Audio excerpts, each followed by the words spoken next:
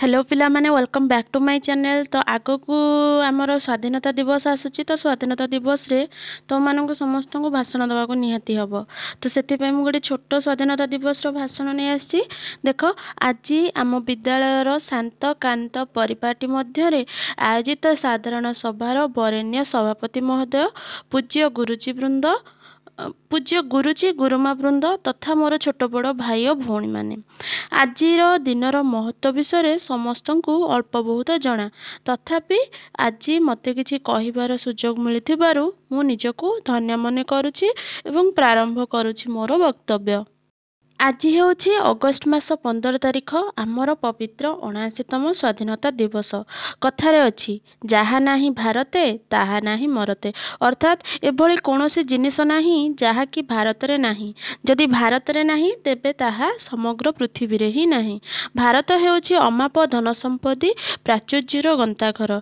एई धन संपत्ति को देखि 1600 मसीह रे भारत को वाणिज्य कारोबार करिया पय आसीथिबा इंग्रेज मानकर लोभ हेला। आ भारतीय मानकर सरलतार सुजोग नहीं से माने धीरे धीरे समग्र भारत को निज अधीन को नहीं नानादी अत्याचार करि चलिले। जेतेबेले अत्याचार मात्रा असह्य हो गला, भारतीय माने इंग्रेज मानक विरोध में आंदोलन करि चलिले। आउ एहार नेतृत्व नहीं आम देशर महान पुरुष महात्मा गांधी, पंडित जवाहरलाल नेहरू, सुभाष चंद्र बोस, लाल बाल पाल, गोपबंधु दास, मधुसूदन दास आदि अनेक सेमानंकर बलिदान तथा समग्र भारतवासी आप्राण उद्यम बल भारतवासी 1947 मसीहा अगस्ट 15 तारिख रे स्वाधीनता लाभ कले। आज ये पवित्र स्वाधीनता दिवस उपलक्षे एठारे उपस्थित समस्त को अनेक अनेक शुभेच्छा।